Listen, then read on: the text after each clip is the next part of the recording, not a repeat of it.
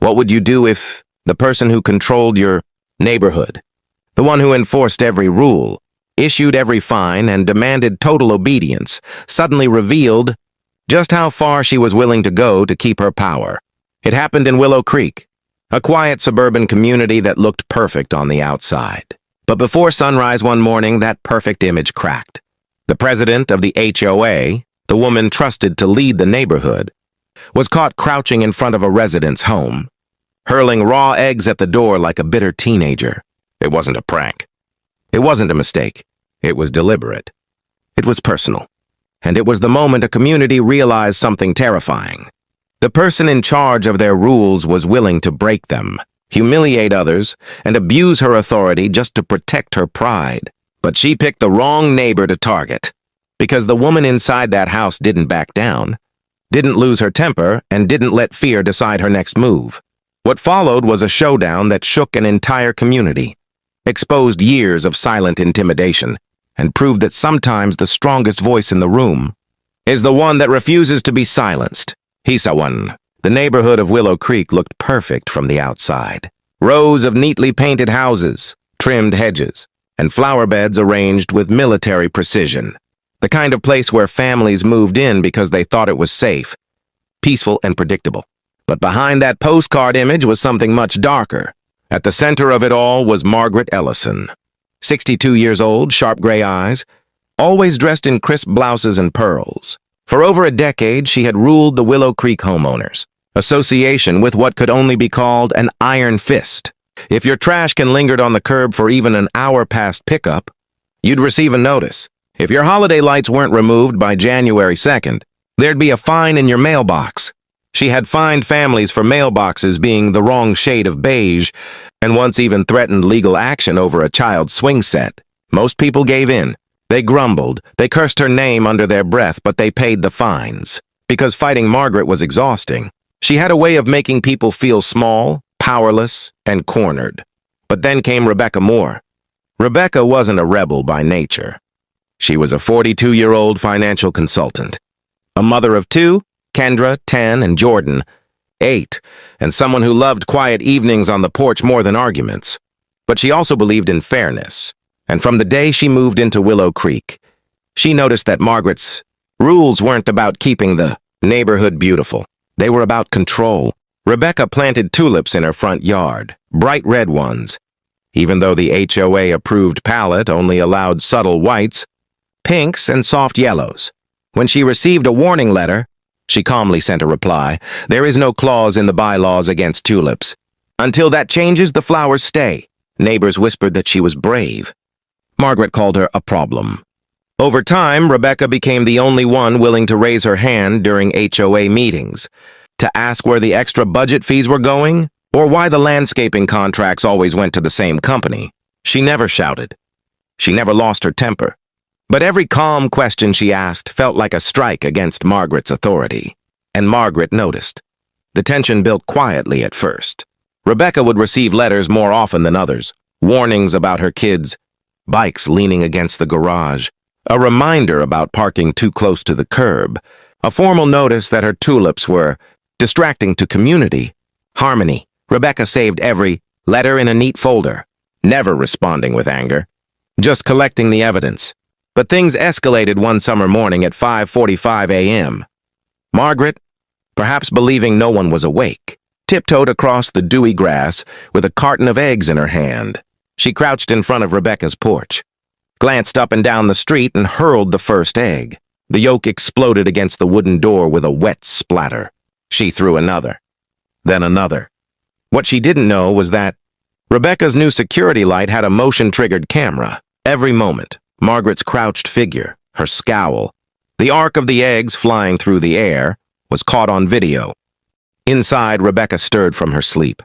At first, she thought she was dreaming, but when she opened the door minutes later, the sight was undeniable. Yellow yolks dripping down her door, shells scattered on the porch. She didn't scream. She didn't chase Margaret down. She simply wiped her door, saved the footage, and waited. By that afternoon, the video had spread among neighbors. Within a week, it had reached social media. And suddenly, Margaret Ellison, the mighty, untouchable HOA president was a trending name for all the wrong reasons. Some neighbors laughed nervously, others shook their heads in disbelief. But one man, Daniel Harris, a retired veteran living across the street, knocked on Rebecca's door. "You know," he said, voice gravelly, "that video doesn't just make her look foolish. It shows what happens when power goes unchecked. People need to see this. They need to know they don't have to be afraid anymore." Rebecca thanked him, but inside she felt a knot of unease. Margaret was unpredictable, and humiliation could make her dangerous. That night, Rebecca tucked her children into bed and sat alone at the kitchen table. She remembered something her old karate instructor used to tell her years ago. The hardest opponent is the one who refuses to admit defeat. And Margaret Ellison was exactly that opponent. But Rebecca also knew something else. She wasn't standing alone anymore. The neighbors had seen too much. The city was watching, and silence was no longer an option. This was only the beginning. The moment the video went viral, panic rippled through the neighborhood. Some laughed it off, others dismissed it as a silly prank. But gradually everyone began to realize the truth. If the president herself could stoop this low, then what meaning did the rules really have? At Rebecca's house, the letters piled up faster than ever. Complaints about the lawn being too long, warnings about the children's bikes leaning against the garage, notices that her flowers disrupted community harmony. Each one was proof that Margaret was out for revenge. Her neighbor Daniel often warned her, "That woman isn't broken, she's wounded. And a wounded predator is always the most dangerous." Rebecca would answer with a faint smile, "Which is exactly why I won't back down. If I step aside now, no one will ever stand against this again." But things began to escalate quickly. One morning, she found nails scattered across her driveway, puncturing her tires. Late at night, she noticed a shadow outside her window, vanishing before she could catch it. And then one afternoon, her daughter Kendra came home from school, with her backpack, defaced, thick black letters. Across the fabric spelling, "Leave." This wasn't about notices anymore. These were threats. Rebecca began saving everything, every letter, every picture, every recording. She knew this wasn't just her fight anymore. It was the entire community's. At the next HOA meeting, the hall was packed. Everyone wanted to see how the president would face the shame. Margaret walked in, dressed as impeccably as ever, but her face was harder, her eyes colder. She raised her voice and declared, "It's all lies, fabrications, a conspiracy against me. I've always done what's best for this community. If anyone has a problem with my rules, it's their weakness, not mine." Rebecca rose slowly, holding a folder thick with evidence. Calmly, she laid out the photos, the videos, the letters for everyone to see. "This isn't weakness," she said firmly. "This is abuse, and every single page here proves it." Murmurs swept through the hall. One by one, neighbors began speaking up. Some told stories of unfair fines, others of petty restrictions, harassment, intimidation. With every testimony, Margaret's grip slipped further. But she slammed her hand against the table and snapped, "I am still president. The authority is mine, and as long as I hold this position, the only law here is the one I choose. Anyone who defies me will pay the price." The room fell silent. Then Daniel stood, his voice steady and heavy. "I heard words like that once before, from a dictator on a battlefield. He ended up alone, defeated, forgotten." The silence grew deeper, heavier. After the meeting, Rebecca began a petition. At first, only a few dared to sign, but soon, one by one, the neighbors added their names. With every signature, her strength grew, and Margaret's control shrank. But the president wasn't finished. Nights brought new harassment, trash dumped on Rebecca's porch, doorbells rung and footsteps fleeing into the dark. And then came the envelope. Inside was a photo of Kendra, taken as she walked out of school.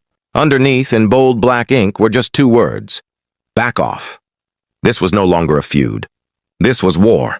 Rebecca held the picture in her hand, took a deep breath, and whispered to herself, "This isn't just my test anymore.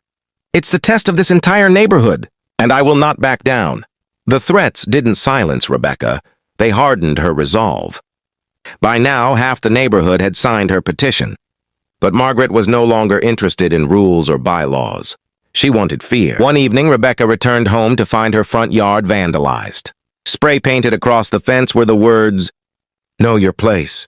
Her children trembled at the sight. But instead of breaking, Rebecca grew sharper. She reported everything to the police, to local officials, and even shared copies of the threats with a community lawyer. Margaret still thought she could crush her with intimidation. But the more she tried, the more neighbors stepped forward. Families who had once paid fines silently now came to Rebecca's porch at night, confessing their stories of harassment. An elderly couple revealed that Margaret had once threatened to seize their home over a minor paint violation. Another man admitted he'd paid thousands in extra landscaping fees, with no receipts. Piece by piece, Margaret's empire of control was unraveling. But the real breaking point came at the next HOA meeting. The air was tense, everyone on edge. Rebecca walked in carrying a large binder, the complete record of Margaret's abuses, each page neatly organized. Margaret sat at the front, chin high, pearl necklace gleaming, as if daring anyone to challenge her authority. Rebecca didn't raise her voice. She didn't need to. She stood in the center of the room and opened the binder. These are the letters. These are the fines. These are the threats. Every single one of you has felt this in some way. And tonight, we decide if fear still rules this neighborhood, or if fairness does. Whispers spread like wildfire. Daniel rose to his feet and spoke loud enough for all to hear. I served in combat, and I know the face of tyranny when I see it. Margaret has ruled with fear long enough. It ends now. One by one, neighbors stood until nearly the entire hall was on their feet. The sight was overwhelming, an unspoken vote of no confidence. Margaret slammed her gavel against the table. You think you can take this from me? I am this neighborhood. Without me, it falls apart. Rebecca looked straight at her, calm as ever. No, Margaret. Without you, it finally has a chance to heal. The room erupted in applause. Phones recorded the moment. Within hours, the footage spread online, picking up the same momentum as the egg-throwing video. But this time it wasn't just humiliation. It was a collective decision. The following week, city officials intervened. The HOA board voted unanimously to remove Margaret as president. Investigations began into the misuse of funds, the harassment claims, and the threats. Margaret tried to fight, but every step only sank her deeper. Neighbors who once feared her now testified against her. Even her closest allies abandoned her, unwilling to drown with her ship. For the first time in over a decade, Willow Creek felt free. On a quiet Sunday evening, Rebecca sat on her porch with her children. The tulips in her garden swayed gently in the breeze. Neighbors passed by, waving, smiling, not out of obligation, but out of genuine relief. Daniel stopped by, leaning on his cane. You know, he said with a half-smile, you didn't just win a fight. You gave people their voices back. Rebecca looked at her kids, then at the street filled with laughter and life again. I didn't do it alone, she said softly. We all did. And for the first time since she'd moved to Willow Creek, the neighborhood didn't feel like a battlefield. It felt like home.